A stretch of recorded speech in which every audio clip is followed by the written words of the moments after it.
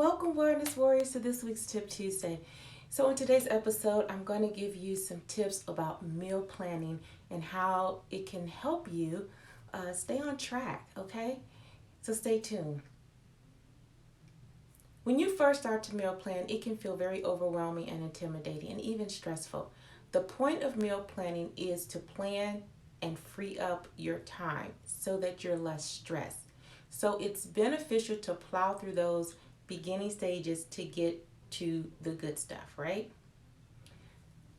We probably know each other, but if we are meeting for the very first time, I'm Dr. Wanda, and I help women over the age of 40 with metabolic and autoimmune conditions better their health at the cellular level by reducing toxins, inflammation, and pain in as little as 30 days. So let's get on to meal planning. I am going to give you some stress-free meal planning ideas to make cooking and meal prepping fun and easy as possible. That way you can stay on track with your goals. The first thing I want to tell you is to start small, okay? If you're just starting to meal plan, don't try to prepare all your meals for the entire week in one day. It can be overwhelming. You don't need to have breakfast, lunch, and dinner all planned out. It's okay. Start with something that's very small. Baby steps, I like to call it. You probably heard me say this before, such as your snacks for a few days of the week. You can wash and cut up some fruits and some vegetables, okay? Brainstorm some quick and easy snack ideas. Or go to the grocery store and get your ingredients, okay? So just be simple. Keep it simple. Some simple snack ideas you can try is apples and peanut butter, raw veggies with your favorite dipping sauce, some pita chips and hummus. Very simple, right? Then you want to try to plan for one or more meals when you feel more confident with meal planning. I have a meal planning workshop coming up, so the link will be below as well. As with any habit, you're trying to introduce into your routine, setting small goals and working your way up to bigger ones, okay? You always want to work best. It always works best in the long run. That's what I'm saying. So if you start small, so you don't want to go real grandiose because then you're going to fall off the wagon. Number two, you want to make it easy and quick meal. Make easy and quick meals because often people try to make complicated meals when they meal plan and then they don't stick with it. So don't make this mistake. Stick to something that's easy and quick, okay? The easy quick meals that won't make you feel more stressed out. We're trying to reduce stress. Some of the most delicious recipes require little time and are simple to make with just very few ingredients. Now, there's nothing wrong with simplicity and repeating meals because once you get in the habit of preparing, it's going to make you want to branch out more, but now you have a rhythm. You don't need to eat something different each week unless you like to experiment with new recipes. And you want those recipes not to add an extra layer of stress to you because stress adds weight and other disease processes that you don't want to have, okay? Number three, you want to keep the fridge and pantry staples stocked. I have a free resource for that too. If you notice that you're using certain ingredients in many of your meals, make sure you continue to buy those staples because you'll have them on hand.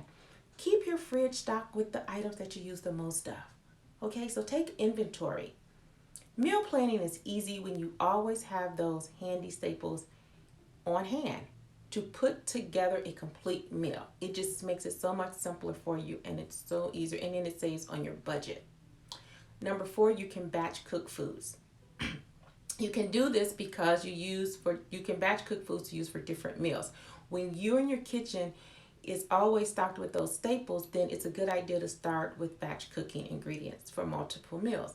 For example, you can use a large batch of rice or quinoa for both lunches and dinner, okay? So that's a big batch and you can use it for different things. Keep the seasonings relatively simple.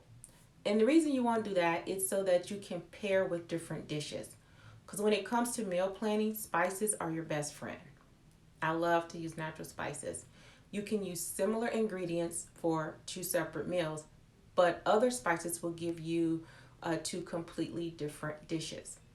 This will save you so much time in the kitchen, and then you're having some nice homemade healthy meals for you. Okay.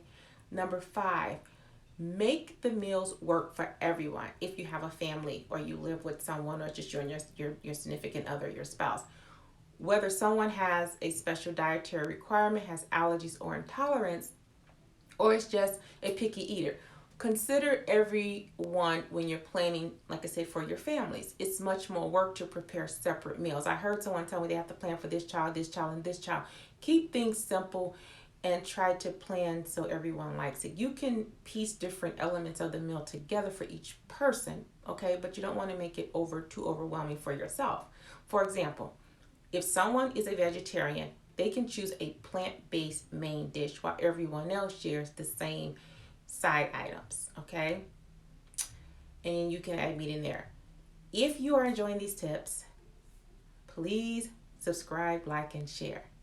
Also, click the link below to register for my upcoming meal planning workshop, okay?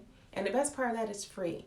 So I hope to see you there. And don't forget to bring a friend to the workshop. It's a free workshop. We'll talk more about meal planning. If you have questions or anything, leave the comments below. I want to make this very stress-free so you can save on your budget, get healthier nutritious meals, and just remember, procrastination never met a goal, guys. I'll see you next week. Bye for now.